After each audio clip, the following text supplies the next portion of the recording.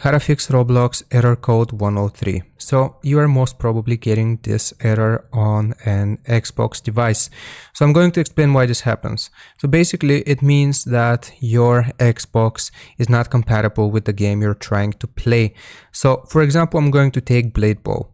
So Blade Bow, if you go down right here, it tells you that you can play it on any device. It has an Xbox controller, PC, and phone. So why you get this error 103? It means that your device or the game is not compatible with Xbox. So if it shows up or it doesn't show up and you get this error, then that's why it happens. So basically you have to use another device to play the game. So for example, your phone, or if you have a PC. So that's how it works. That's why you get this error. There are really no magical fixes. You basically have to use another device to play the game that you would like, or you can play another game that is actually available on your Xbox through Roblox. So hope this helps. Hope this was informative. Don't forget to like and sub. I'll see you next time.